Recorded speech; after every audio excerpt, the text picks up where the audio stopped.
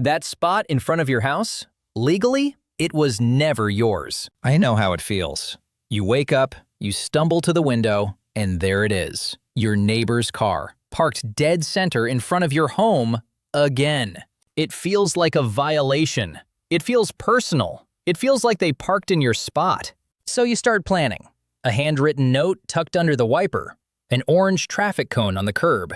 Maybe you finally walk over there and say something. Here's what I need you to know before you do any of that, because most people are dead wrong about who owns that curb, and the answer surprises almost everyone.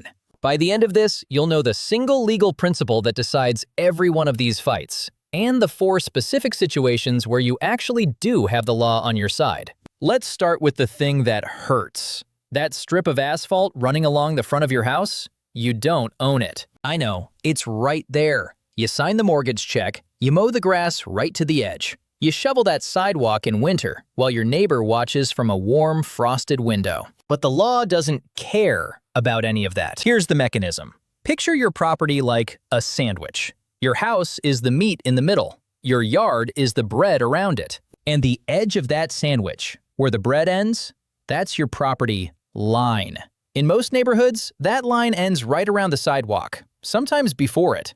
Everything past that point, the sidewalk, the curb, the street, that belongs to the city. It's called the public right-of-way. Fancy term, simple idea. It's public, like a park bench. You can sit on it. So can a stranger. So can your neighbor.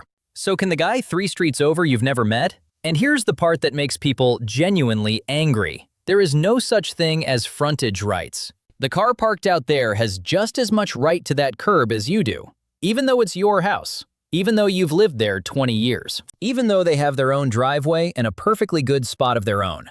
Legally, it's a tie, and in a tie, nobody wins, which means they're not breaking any rule by being there. Sounds insane, also completely real. Also, and stick with me, not the whole story, because here's where it gets good.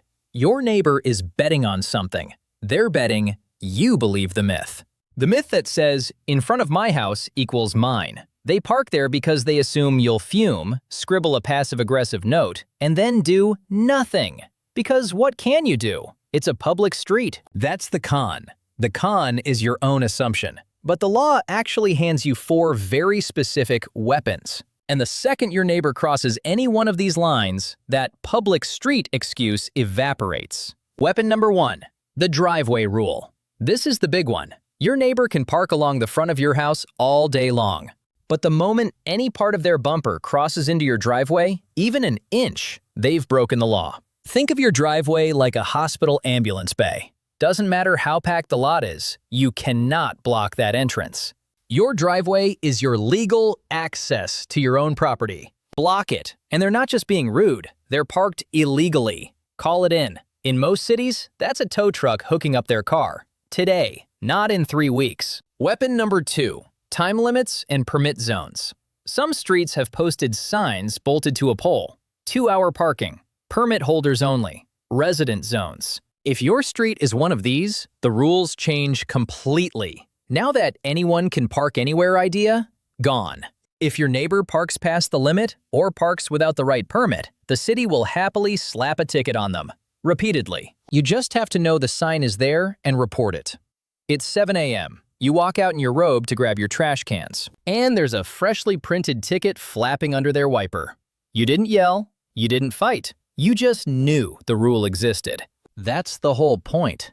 Weapon number 3, and this is the one that breaks people's brains. The abandoned vehicle rule. Here's the scenario. Your neighbor doesn't just park there sometimes. They've got a 3rd car, a rusted-out junker, and it has not moved in weeks. Same spot, same flat tire, slowly disappearing under fallen leaves. In most places, there's a rule for exactly this. People call it the 72-hour rule.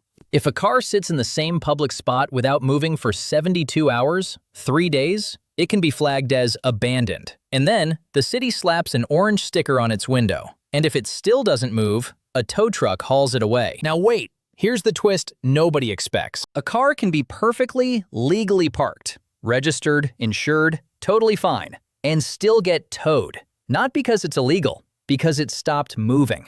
Read that again. The law doesn't punish the bad car. It punishes the still car. So that junker your neighbor's been storing in front of your house, the one they swear they're going to fix someday, 3 days of stillness and it might disappear. Completely legal. Outrageous. A little. Hilarious. Depends whose car it is. Weapon number 4. The wild card. The HOA. If you live in a neighborhood with a homeowners association, throw out everything I just said. Well, not everything. But the HOA can write its own parking rules that stack right on top of the city's. Some HOAs ban street parking entirely. Some paint a numbered spot for every house. Some say no parking in front of a home that isn't yours. Think of the HOA like a gated private club built on top of public land. The city says one thing, the club posts its own sign. And inside the club's gates, you signed away your objections when you bought in. So dig out your HOA documents. Phones I thought you thought was a hopeless lost cause might be governed by a rule your neighbor signed and forgot about. Now, let's go back to that window. It's morning. The car's still there. Same as every day. And 10 minutes ago, you thought you were powerless. You thought the law was parked on their side, not yours. You thought honest people never get a break. The real question is, did they cross one of the 4 lines? Is there a permit sign on your block they're ignoring? That's a ticket. Has that car genuinely sat unmoved for 3 days? That's the 72-hour clock. Do you have an HOA with a parking rule buried in the bylaws? That might end it entirely. And here's the thing about your neighbor. They were never confused about the law. They knew that curb was public the whole time. They were just counting on you not knowing the 4 exceptions. They were counting on the note, the fuming, the doing nothing. Their whole strategy was your silence. So if you walk over now, you're not saying that's my spot. You'll never win that one. You're saying something much quieter and much stronger. You're saying you're blocking my driveway and the city tows for that. Or there's a 2-hour sign on this block. Calm, specific, backed by an actual rule. That's the difference between being annoyed and being right. The street in front of your house was never yours, and it never will be. But the driveway is, the signs are, the clock is. And if you've got an HOA, maybe the whole spot is. You don't get the curb, you get the rules. And the rules, it turns out, are plenty. So here's what I'll leave you with. If that spot was never legally yours to begin with, should "in front of my house" mean anything at all? Should the law give the homeowner first dibs on their own curb?